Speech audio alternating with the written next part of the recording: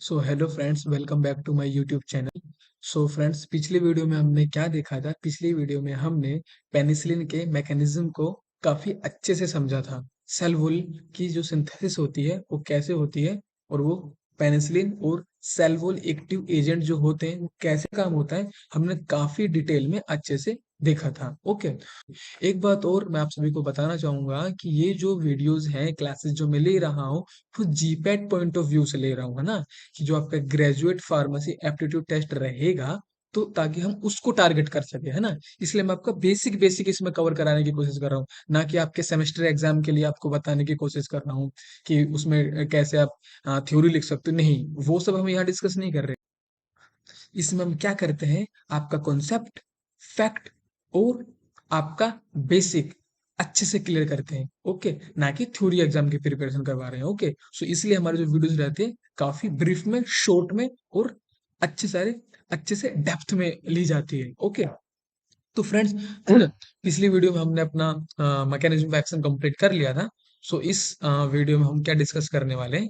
Resistance, है ना। कि आखिर जो पेनिसिलिन है, या फिर मैं कहूँ सेल वॉल एक्टिव एजेंट है, उनका रेजिस्टेंस कैसे होता है बैक्टीरिया में। तो जब हम माइक्रो ऑर्गेनिम्स की रेजिस्टेंस की बात करते हैं, किसी भी पर्टिकुलर एंटीबायोटिक के अगेंस्ट ही रेजिस्टेंस शो कर रहे हैं, तो ये कैसे रेजिस्टेंस शो करते हैं? सिंपल सी बात है, जिस प्रोसेस का, मैकेनिज्म का सहारा लेकर हमारी एंटीबायोटिक काम कर रही होती है, ये उस मैकेनिज्म को, उस प्रोसेस का जो तरीका है उसको ही चेंज कर लेते हैं। यानी कि इनके जीने की जो जीवन शैली है, या फिर मैं दूसरे शब्दों में कहूँ, जो डिफरेंट डिफरेंट टाइप्स के प्रोसेस इनकी बॉडी में, सॉरी सेल में हो रहे होते हैं, उनके होने के पैटर्न को ही चेंज कर लेते हैं और रेजिस्टेंस हो जाता है। इसको थोड़ा और डिटेल में अगर हम बात करें, तो ये थोड़ा इस प्रकार रहेगा आपका, कि रेजिस्टेंस जो होता है बेसिकली हमारा टू टाइप्स में होता है। एक तो हमारा होता है नेचुरल रेजिस्टेंस, ओके, और दूसरा हमारा आता है एक्वायर्ड रेजिस्टेंस। तो फ्रेंड्स, एक्वायर्ड में और नेचुरल रेजिस्टेंस में क्या डिफरेंस रहेगा?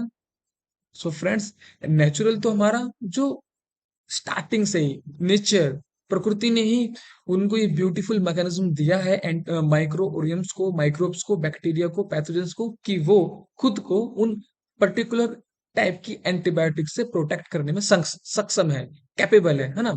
दूसरी तरफ एक्वायर्ड, यानी कि एक्वायर्ड मतलब स्टार्टिंग में वो सक्षम, कैपेबल नहीं थे, लेकिन वक्त की नजाकत को समझते हुए, हालात को समझते हुए उन्होंने अडेप्टेशन हुआ, उनमें इवोल्यूशन हुआ, है ना। और उन्होंने कुछ ऐसा मैकेनिज्म एक्वायर्ड किया ताकि एंटीबायोटिक उन पे काम ना कर पाए, है ना। सो उन्हीं को हम थोड़ा जानने की कोशिश करते हैं।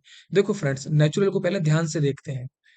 नेचुरल को समझने से पहले आप ये समझने की कोशिश करो कि जो हमारी पेनिसिलिन है, या फिर मैं कहूँ सेल वॉल एक्टिव एजेंट जो एंटीबायोटिक्स है, वो ऐसी एंटीबायोटिक है जो कि सेल वॉल पे काम कर रही है ना।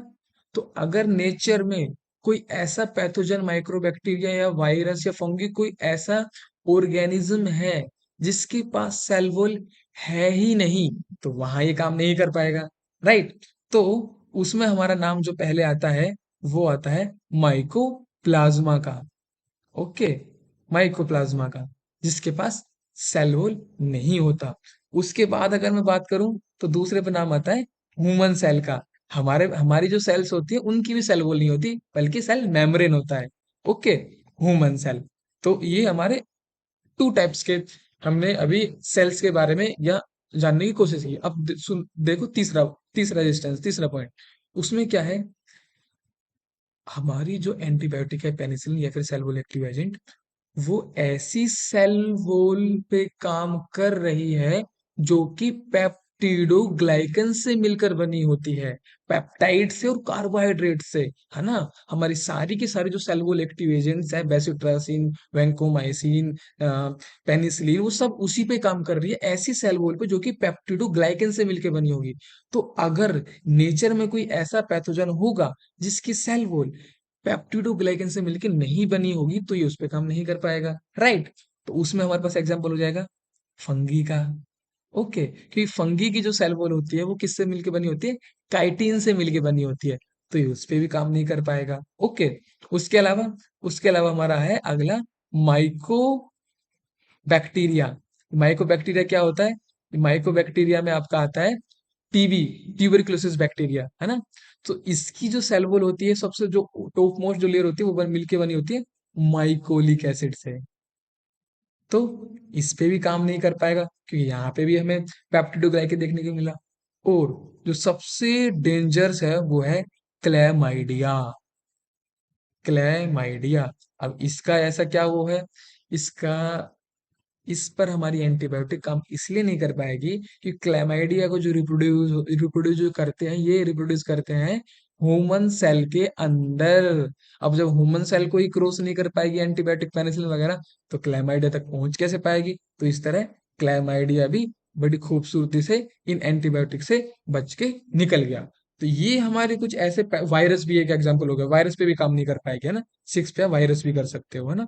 तो आपको यहाँ पे क्या देखने को मिला, एक तरह से हमको यहाँ पे ये देखने को मिला कि प्रकृति में नेचुरली कुछ ऐसे पैथोजेंस हैं, माइक्रो ऑर्गेनिजम्स है, जिन पे हमारी पेनिसिलिन या फिर सेल वॉल एक्टिव एजेंट काम नहीं कर पाएंगे। और आपने ये भी देखा कि क्यों नहीं कर पाएंगे, क्योंकि सिंपल सी बात है, ये हमारे काम कर रही है सेल वॉल को डिस्ट्रॉय करके, सेल वॉल सिंथेसिस की जो बनने की जो प्रक्रिया है, उसके साथ इंटरफेयर करके। अब जिस माइक्रो ऑर्गेनिज्म के पास सेल वॉल होगी ही नहीं, तो उस पे कैसे काम कर पाएगी? पहली चीज। और दूसरी बड़ी चीज, ऐसे माइक्रो ऑर्गेन्स में भी काम नहीं कर पाएगी जिनके पास सेल वॉल तो है, लेकिन वो सेल वॉल पेप्टिडो ग्लाइकेन से मिलकर नहीं बनी होगी। ओके, अब बात करते हैं एक्वायर्ड रेजिस्टेंस की। तो इसमें हमारा पहला जो आता है वो आता है बीटा लैक्टामेज प्रोडक्शन। यानी कि हमने आपको बताया कि बैक्टीरिया ने एक समय पे क्या प्रोड्यूस करना स्टार्ट कर दिया था? बीटा लैक्टामेज प्रोड्यूस करना स्टार्ट कर दिया था। और ये हम आपको बता ही चुके थे ऑलरेडी, क्या कि हमारी जो पेनिसिलिन है उसमें बीटा लैक्टम रिंग होती है ना? बीटा लैक्टम रिंग होती है, और मेन जो हमारा काम रहता है वो इसी का रहता है ना? तो बैक्टीरिया ने ऐसे एंजाइम प्रोड्यूस करना स्टार्ट कर दिया था, जो कि क्या करते थे, इस बीटा लैक्टम रिंग को डिस्ट्रॉय करते थे, और इसीलिए उनका नाम पड़ा बीटा लैक्टमेज एंजाइम, है ना? सो उनके लिए भी हम अलग से ड्रग्स देते थे। और ये हमने पढ़ा था अपनी क्लासिफिकेशन में, है ना? कि कैसे हमने जो आर था उसके साइज को इंक्रीज कर दिया था, तो इनका साइज इंक्रीज हो गया था। फिर बाद में जो ओ शॉर्ट किया, तो उसके साथ हमने फिर बॉडी गार्ड हमें हम भेज रहे थे, ताकि बीटा लैक्टम से बच सके हमारी एंटीबायोटिक, है ना? सो फर्स्ट पे हमारा जो एक्वायर्ड रेजिस्टेंस पे आता है बीटा लैक्टमेज। अब एक और बात जो देखने वाली वो ये कि एक पर्टिकुलर टाइप की क्लास ने बैक्टीरिया ने हमारा बीटा लैक्टमेज प्रोड्यूस करना स्टार्ट किया, सबने तो नहीं किया। तो फिर ये सभी में कैसे हो जाता है? एक्चुअली जो बैक्टीरिया रहते हैं, फॉर एग्जांपल मान के चलो एक ये बैक्टीरिया है और एक ये बैक्टीरिया है। अब ये भी रिप्रोड्यूस करते हैं, कैसे करते हैं? ये रिप्रोड्यूस करते हैं, उसका नाम है बैक्टीरियल कंजुगेशन। यहाँ पे एक कंजुगेशन बनता है, और होता क्या है, यहाँ पे मान लो एक हमारा क्रोमोजोम है जो कि एक ही होगा, है ना? और प्लाज्मिड है। ओके, तो होगा क्या, हमारा जो रेजिस्टेंस होगा, बीटा लैक्टमेज रेजिस्टेंस, वो टू टाइप से हो सकता है। या तो वो होगा क्रोमोसोमल, या तो वो होगा क्रोमोसोमल मेडिएटेड रेजिस्टेंस, या फिर वो होगा प्लाज्मिड मेडिएटेड रेजिस्टेंस, है ना? लेकिन मेजोरिटी ऑफ केसेस में जनरली जो रेजिस्टेंस जो सभी में फैल जाता है, इन द सेंस सभी माइक्रो ऑर्गेनिम्स को एक्वायर कर लेते हैं एक दूसरे के साथ रिप्रोड्यूस करके। तो इस प्रोसेस को हम बोलते हैं बैक्टीरियल कंजुगेशन, है ना? बैक्टीरियल कंजुगेशन, ठीक है, जिसमें ये ट्रांसफर करते हैं प्लाज्मिड को, और प्लाज्मिड में वो जीन होगा जिसके पास वो कैपेबिलिटी होगी बीटा लैक्टमेज एंजाइम प्रोड्यूस करने की, या बैक्टीरिया से प्रोड्यूस करवाने की, है ना? तो बेसिकली क्रोमोसोम जो होगा वो तो एक ही होगा। अब ये अगर इसको ये यहाँ से इधर ट्रांसफर हो गया क्रोमोसोम, तो फिर ये कैसे लाइफ फोर्स जिएगा? ये तो जिंदा ही नहीं रह पाएगा। तो इसलिए जो ट्रांसफर होता है जनरली हमारा, वो प्लाज्मिड का होता है। Okay. So generally plasmid mediated resistance हमें ज्यादा देखने को मिलता है, यानी कि उसके थ्रू ज्यादा ये जो बैक्टीरिया होते हैं एक्वायर कर लेते हैं बीटा लैक्टमेज प्रोड्यूस करने की, बीटा लैक्टमेज प्रोड्यूस करने के तरीके, है ना। लेकिन क्रोमोसोमल मेडिएटेड बहुत कम देखने को मिलते हैं, क्योंकि उस केस में तो हमारा जो दूसरा बैक्टीरिया होगा वो किल ही हो जाएगा। ओके। दूसरे पे हमारा जो आता है बीटा लैक्टमेज के अलावा, वो हमारा आता है ई फ्लक्स पंप, यानी कि ई फ्लक्स पंप का बढ़ जाना। क्या मतलब? मतलब कि ये हमारी ये बैक्टीरिया की, बैक्टीरिया बैक्टीरिया है, इसके ऊपर एक सेल वॉल है ना। सो वहां पर क्या होगा, कुछ पंप लगे होंगे, है ना। उन पंप की वजह से क्या होगा, हमारी पेनिसिलिन आएगी और पंप के द्वारा फिर बाहर चली जाएगी, आएगी, आएगी और फिर बाहर चली जाएगी। ई फ्लक्स मतलब बाहर करना, है ना। तो वो भी एक्वायर्ड कर लेते कई बार हम, कई बार जो बैक्टीरिया होते हैं, ई फ्लक्स पंप की जो संख्या होती है वो बढ़ जाती है, तो पेनिसिलिन अंदर जाने से पहले ही बाहर आ जाती है। तो सेकंड टाइप का रेजिस्टेंस हुआ। तीसरे पे जो हमें देखने को मिलता है, वो देखने को मिलता है परमिएबिलिटी। क्या? परमिएबिलिटी ऑफ, परमिएबिलिटी ऑफ पोरेन्स, है ना। तो ये भी हमें देखने को मिला कि काफी सारे हमारे जो बैक्टीरिया थे, उनके जो नहीं, वो तो खैर नेचुरल में ही है जो ऑलरेडी थे, लेकिन एक्वायर्ड में क्या हुआ, उनके पोरेन्स जो साइज थे बाद में सिकुड़ गए, जिसकी वजह से हमारी जो हमारी ड्रग थी, सॉरी एंटीबायोटिक थी, वो अब उसमें एंटर नहीं कर पा रही थी। तो बेसिकली कहने का मतलब ये है, ये कुछ रेजिस्टेंस है जिससे क्वेश्चंस एग्जाम में आते हैं, है ना। कि नेचुरल रेजिस्टेंस कौन कौन से हैं, एक्वायर्ड रेजिस्टेंस कौन कौन से, उसमें ये आपके पास ऑप्शन आ जाएंगे पांच छह, उसमें से आपको कोई एक सिलेक्ट करना होगा, तो आपको पता होना चाहिए कि, वरना तो आप लोग सोचोगे कि जो एक्वायर्ड रेजिस्टेंस हो रहा था वो तो दो ही होते हैं, एक तो बीटा लैक्टमेज और दूसरा आपका alteration of penicillin binding protein, जो कि फोर्थ पे आएगा। जनरली लोगों को दो ही पता होते हैं, लेकिन कई बार इन दो से भी क्वेश्चंस आ जाते हैं कि एक ई फ्लक्स पंप भी होता है और परमिएबिलिटी ऑफ पोरेंस भी होता है, कि परमिएबिलिटी ऑफ पोरेंस वो घट जाती है, और फोर्थ होता है हमारा alteration of penicillin binding protein. इसके बारे में भी हम पिछले वीडियो में डिस्कस कर चुके हैं, है ना। और इस पे नेचुरल रेजिस्टेंस में हमारा सेवंथ में एक और भी आता है, सूडोमोनस, जिसके बारे में हमने आपको बताया था। सूडोमोनास के केस में क्या बताया था, सेल वॉल भी है, ओके, पेप्टिडोग्लाइकन से मिलके भी बनी होती है, स्टिल पेनिसिलिन इसमें एंटर नहीं कर पाती। पेनिसिलिन अगर हम जी की बात करें तो क्यों, क्योंकि साइज जो होता है पेनिसिलिन जी का वो लार्ज होता है, और सूडोमोनास के अंदर जो पोरियंस का जो साइज होता है वो बहुत स्मॉल होता है ना। सो ये बेसिकली हमारा रेजिस्टेंस के बारे में था। ओके। इसमें मैं एडिशनल पॉइंट आपको यही बताऊंगा कि हमने ये देखा था कि जब पेनिसिलिन बाइंडिंग प्रोटीन का अल्ट्रेशन हो जाता है ना, जो हमारी नैरो स्पेक्ट्रम की, है ना, जो वेरी वेरी नैरो स्पेक्ट्रम की जो हमारी एंटीबायोटिक थी, नेफेसिलीन, मेथिसिलीन, क्लोक्सासिलीन, डाइक्लोक्सासिलीन, है ना। सो वो बहुत ज्यादा स्मॉल थी, है ना, इजीली पोरेंस के थ्रू अंदर जा सकती थी, किसके में, स्टेफाइलो कोकस के अंदर, स्टेफाइलो कोकस के अंदर, है ना। बट इशू कब क्रिएट हुआ, इशू तब क्रिएट हुआ कि जब बैक्टीरिया ने पेनिसिलिन बाइंडिंग प्रोटीन का जो स्ट्रक्चर था उसमें चेंज कर लिया। ये भी हम ऑलरेडी डिस्कस कर चुके हैं, आप हमारी प्रीवियस वीडियो देख सकते हैं, उसमें आपको और क्रिस्टल क्लियरिटी मिल जाएगी, है ना। बट तब ऐसा हुआ तो हमारे जो वेरी वेरी नैरो जो स्पेक्ट्रम की जो ड्रग थी उन्होंने भी काम करना बंद कर दिया था। तो उस केस में फिर जो ऐसे बैक्टीरिया थे उनका नाम पड़ा methicillin resistance staphylo Kokalla Orius. तो उनको किल करने के लिए फिर हमने क्या बताया था आपको, वैंकोमाइसिन बताया था। क्यों?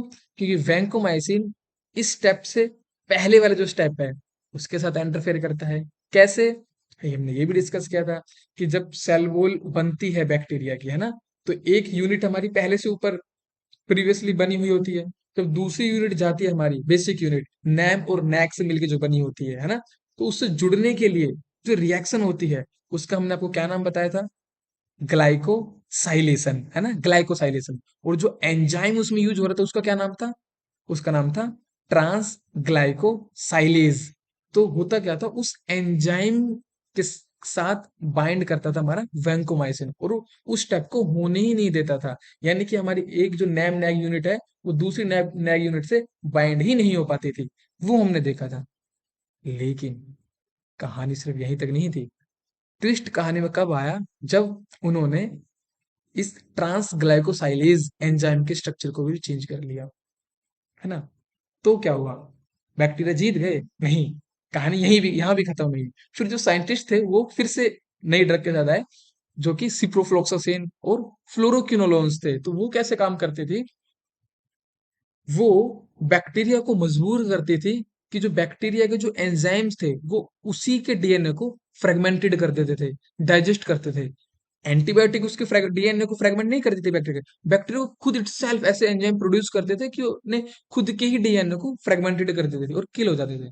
तो वो हम आने वाली वीडियोस में जब हमारा फ्लोरोक्विनोल्स, सिप्रोफ्लोक्सासिन आएगा तब पढ़ेंगे ना। अभी हमारा वो टॉपिक नहीं है, मैं बस बता रहा था कि कहानी हमारी कहाँ तक आगे तक कंटिन्यू होती है। ओके, सो फ्रेंड्स, अभी हम देखते हैं pharmacokinetic of penicillin. Okay, so इसमें हम सबसे पहले देखेंगे कौन कौन से हमारी पेनिसिलिन है जो हम ओरली ले सकते हैं, कौन कौन सी हमारी पेनिसिलिन है जो हम पेरेंटेरली लेते हैं, और कौन कौन सी जो डिपोर्ट फॉर्म में रहेगी। जो तो हम जो ओरली जनरली ले सकते हैं वो है हमारी पेनिसिलिन वी और एमोक्सिसिलिन। जो हम पेरेंटेरली ले सकते हैं, पेरेंटेरली का मतलब क्या होता है, बियॉन्ड इंटेस्टाइन, है ना। यानी कि ये इनको बियॉन्ड का मतलब क्या होता है कि परे, इंटेस्टाइन के परे, इनको इंटेस्टाइन में जाने की जरूरत नहीं पड़ेगी, सीधा ब्लड में जाएगी आईवी के थ्रू। तो इसमें हमारी कौन कौन सी आ जाएगी, इसमें हमारी आ जाएगी पी पिप्रासिलीन, टिकारसिलीन, कार्बेनिसिलीन, एम्पिसिलीन, ये सब। ओके, उसके बाद आ गई हमारी डिपोर्ट फॉर्म में। डिपोर्ट फॉर्म का मतलब क्या, डीप इंट्रामस्कुलर, यानी कि ये प्रोलोंग पीरियड ऑफ टाइम के लिए रहती है ना। तो इसमें हमारी जो पेनिसिलिन रहेगी वो रहेगी प्रोकेन पेनिसिलिन, यानी कि इसमें हम प्रोकेन ऐड कर देंगे। और पेनिसिलिन कौन सी पेनिसिलिन, पेनिसिलिन जी होती है इसमें। और दूसरी बेंजाथीन पेनिसिलिन, बेंजाथीन पेनिसिलिन। तो इस टाइप से भी क्वेश्चंस कई बार हमारे जीपीआर में पूछ लेते हैं, है ना, कि डिपोर्ट पेनिसिलिन का एग्जांपल बताओ, पेनिसिलिन का बताओ, ओरली का बताओ, ये सब। ओके, सो इसमें एक और जो मजेदार बात है वो ये है, जो कि मैं आपको बताना चाहूंगा, एमोक्सिसिलिन के बारे में और एम्पिसिलिन के बारे में। तो एमोक्सिसिलिन का क्या लॉजिक है, क्या बात है, ये जीआईटी ट्रैक से, यानी कि इंटेस्टाइन से बहुत ज्यादा अच्छे से बेटर ऑब्जर्व होती है। और बेटर ऑब्जर्व होने की वजह से क्या होगा, ये जीआईटी में रुक नहीं पाएगी और ब्लड में इजीली चली जाती है। तो इसका इसका एडवांटेज क्या है कि भाई हमको मान लो पूरी बॉडी में किसी भी ऑर्गन में कहीं भी कोई इन्फेक्शन हुआ है तो इसको हम अच्छे से दे सकते हैं कि ब्लड के थ्रू ये पूरी बॉडी में और साइट ऑफ एक्शन में पहुंच जाएगी। लेकिन डिसएडवांटेज ये है कि जीआईटी में नहीं रुकेगी, तो जीआईटी के जो इन्फेक्शन होंगे उनके लिए ज्यादा असरदार नहीं होगी। तो फिर उसके बाद बात करेंगे हम एम्पिसिलिन की। एम्पिसिलिन का इसका थोड़ा जस्ट अपोजिट है। एम्पिसिलिन का क्या है कि जीआईटी से पुअर एब्जॉर्ब होती है। तो यही कि अब जीआईटी के जो इन्फेक्शन होंगे उसको हम एम्पिसिलिन से ट्रीट करते हैं, और जो ब्लड इन जो अदर जो पार्ट्स में होंगे उसको हम एमोक्सिसिलिन से ट्रीट करते हैं। ये समझे आप लोग ये, कि एमोक्सिसिलिन जीआईटी से बेटर एब्जॉर्ब होती है तो वहां रुकेगी नहीं, तो उसके इन्फेक्शन को ट्रीट अच्छे से कर नहीं पाएगी, है ना। एम्पिसिलिन जीआईटी से पुअरली एब्जॉर्ब होती है तो वहां ज्यादा समय तक रुकना पड़ेगा उसको, तो वहां के इन्फेक्शन को ट्रीट भी कर पाएगी। ओके, तो उसके बाद हम बात करेंगे कि penicillin triple triple B blood brain barrier को क्रॉस कर पाता है कि नहीं, प्लेसेंटा को क्रॉस कर पाता है कि नहीं, है ना, बोन्स में पहुंच पाता है कि नहीं। तो उससे पहले हम थोड़ा सा, मैं आपको एक मिनट में ये बता दूं कि ब्लड ब्रेन बैरियर का कॉन्सेप्ट आखिर आया कहाँ से। तो हुआ क्या था, एक बार एक साइंटिस्ट था, सो उसने क्या किया, वो एक कैट को एक ब्लू डाई इंजेक्ट कर रहा था। जो वो उसको ब्लू डाई इंजेक्ट कर रहा था तो उसने पाया कि कैट के सारे पार्ट्स ब्लू हो गए, ब्रेन को छोड़ के।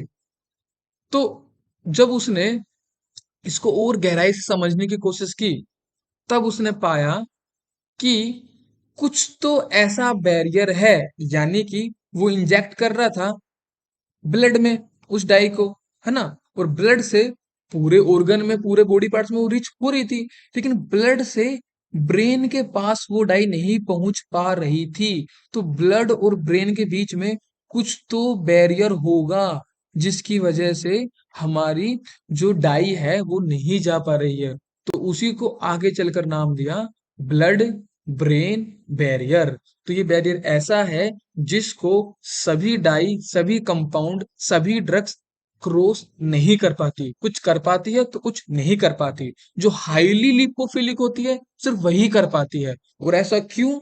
इसको इसको आप समझते हैं कि जो हमारा सेरिब्रल होता है ना, हमारा जो सेरिब्रल रहेगा, ठीक है, थोड़ा स्ट्रक्चर अच्छे से नहीं बना, पर ये ब्रेन की बात कर रहा हूँ मैं। सेरिब्रल सेरिब्रल जो कोर्टेक्स रहेगा, तो इधर हमारा आर्टियोल्स और इधर हमारा वेन्यूल्स, इधर बीच में हमारी रहेगी कैपिलरीज, और कैपिलरीज के बीच में यहाँ पे कुछ हमारी सेल्स रहेगी, और इन सेल्स का क्या नाम होता है? एंडोथीलियल सेल्स, है ना। तो ये एंडोथीलियल सेल्स जो कि हमें ब्रेन में, जो वहां जो ब्लड वेसल्स रहती है, ये उसमें ब्लड वेसल्स में जो हमें एंडोथेलियल सेल्स जो देखने को मिलती है, वो इतनी ज्यादा टाइटली पैक्ड होती है एक दूसरे के साथ, कि वहां से every compound, every molecule, every substance, every drug, every dye easily उसको क्रॉस नहीं कर पाती। ओके, तो उसी को हम बोलते हैं ब्लड ब्रेन बैरियर। ओके, सो अब बात करते हैं, हम अपने पेनिसिलिन पे आते हैं। तो होता क्या है गाइस, कि जब भी हमारी बॉडी में कोई इन्फेक्शन होगा, कोई इन्फ्लेमेशन होगा, तो जो एंडोथेलियल जो सेल्स है ना, वो लूजली हो जाएगी, क्योंकि डिफरेंट डिफरेंट टाइप से हिस्टामिन और भी कई तरह से हमारे बहुत सारे केमिकल मैसेंजर मेडिएटर्स रिलीज होते हैं, सेक्रेट होते हैं इन्फ्लेमेशन के दौरान। तो जिसकी वजह से क्या होगा, जो एंडोथेलियल सेल जो टाइटली पैक्ड थी, वो लूजली पैक्ड हो जाएगी, है ना। तो ये एक तरह से हमारे लिए एडवांटेज का काम हो गया, क्योंकि अगर ये लूजली पैक्ड नहीं होती तो पेनिसिलिन इसको क्रॉस नहीं कर पाती। अब क्योंकि लूजली पैक्ड हो गई, क्योंकि ड्यू टू इन्फ्लेमेशन, तो पेनिसिलिन ट्रिपल बी को क्रॉस कर लेती है और ब्रेन में भी पहुंच जाती है। ओके, तो ये रही ट्रिपल बी की बात। उसके बाद पेनिसिलिन जो है वो प्लेसेंटा को भी क्रॉस कर पाएगा, बट एम्ब्रोयो को या फिर चिल्ड्रन को हार्म नहीं करेगा। उसके अलावा बोन्स में भी इजीली जा पाएगा। बोन्स में भी कुछ इस तरह के, जो हमने आपको टाइटली जंक्शन, टाइटली पैक्ड वाली बात बताई कि इन्फ्लेमेशन होगा तो थोड़ा लूज हो जाएगा, बोन्स में भी हमें कुछ इस तरह का देखने को मिलता है ना। तो बोन्स में भी इजीली, बोन्स के इन्फेक्शन को भी इजीली हम दे देते हैं, उसमें भी क्रॉस कर लेता है। उसके अलावा ब्रेस्ट फीडिंग, यानी कि मदर के मिल्क में भी ये देखने को हमें मिलता है। ये फार्माकोकाइनेटिक है, ये क्वेश्चंस आ जाते हैं कई बार इसमें से, है ना, कि मिल्क में पेनिसिलिन सीन हो सकता है कि नहीं हो सकता, है ना। उसके अलावा सलाइवा में भी देखने को मिल सकता है, पेनिसिलिन सलाइवा में भी आता है, सलाइवा में हो गया, मिल्क में हो गया। तो ये सब फार्माकोकाइनेटिक है। अब बात करते हैं फाइनली उसके एक्सक्रीशन की, है ना, यानी कि सुनिए। तो होता क्या है कि जब हमारा ब्लड में रहेगा, ये मैं सेल्स बना रहा हूँ, ब्लड ब्लड में रहेगा, तो वहां से जब हमारा, ये हमारा जो नेफ्रॉन्स होता है ना, तो नेफ्रॉन से जब हमारी ड्रग फिल्टर होती है ना, तो 10% जो पेनिसिलिन होगा, वो इजीली हमें यूरिन में देखने को मिल जाएगा, 10% ऑफ द पेनिसिलिन। बाकी 90% के साथ क्या होगा, एक्चुअली में यहाँ पे होता क्या है, एक पेरीट्यूबुलर कैपिलरी सिस्टम होता है, और यहाँ पे हमारे नेफ्रॉन की स्पार्ट भी उसको बोला जाता है proximal PCT, proximal convoluted tubules. यहाँ पे कुछ सेल्स होती है ना, और उन सेल्स पे कुछ स्पेशल टाइप के पंप दिखाई देते हैं, है ना। और वो जो पंप होंगे उसको बोला जाता है ऑर्गेनिक एसिड सेक्रेटरी पंप। तो उन पंप के सहायता से, पंप के थ्रू, सिस्टम के थ्रू, हमारा जो 90% जो पेनिसिलिन होगा वो भी सेक्रेट हो जाएगा, और वो भी हमें यूरिन में देखने को मिल जाएगा। सो इसको अवॉइड करने के लिए हम एक एक ड्रग देते हैं, जो कि होती है प्रोबेनेसिड। तो प्रोबेनेसिड देने से क्या होगा, ये सिस्टम पेनिसिलिन को सेक्रेट करने से पहले प्रोबेनेसिड को सेक्रेट करेगा, और इसके इसी में ही बिजी हो जाएगा। और हमारा जो सिस्टम जो पहले पेनिसिलिन को सेक्रेट कर रहा था, वो पेनिसिलिन को ना करके प्रोपेनेसिड को सेक्रेट करेगा, और इसके लिए यूज होगा। तो अब पेनिसिलिन जो 90% जो यूरिन में दिख रहा था, बाहर आ रहा था, वो नहीं आएगा। तो इस तरह से हमने पेनिसिलिन की जो हाफ लाइफ थी या पेनिसिलिन का जो ड्यूरेशन ऑफ टाइम पीरियड था बॉडी में, उसको हमने इंक्रीज कर दिया। कैसे? उसको पेनिसिलिन प्रोबेनासिड के साथ में देखे, इनके सिस्टम जो है एक बार में एक ही ड्रग के लिए, एक ही कंपाउंड के लिए यूज हो पाएगा, या तो पेनिसिलिन के लिए हो जाए या फिर प्रोबेनासिड के लिए हो जाए। तो वो स्टार्टिंग में प्रोबेनासिड के लिए होगा, और इस तरह हमारे पेनिसिलिन को थोड़ा समय मिल जाएगा बॉडी में अपना काम और अच्छे से बेहतर तरीके से करने के लिए। ओके, सो ओके, ये this is all about our pharmacokinetic of penicillin. But थोड़ा सा मैं आपको प्रोपेनासिड के बारे में बताता हूँ कि प्रोपेनासिड एक एंटीगाउट ड्रग है जो कि यूरिक एसिड के को कम करने के लिए हम इसको लेते हैं। यूरिक एसिड यानी कि जब जॉइंट में यूरिक एसिड जब ज्यादा हो जाता है तो हमें पेन का एहसास होता है, तो उसी के लिए हम प्रोपेनासिड लेते हैं, है ना। सो इस तरह this is all about pharmacokinetic of penicillin. Okay friends, so आज के लिए सिर्फ इतना ही। अगर आपको हमारी वीडियो अच्छी लगी हो, जरा भी इंफॉर्मेशन लगी हो, तो इसे लाइक करिए, सब्सक्राइब कीजिए और शेयर कीजिए, और जीपेट में अच्छा स्कोर करने के लिए हमसे जुड़े रहिए। Okay, thank you.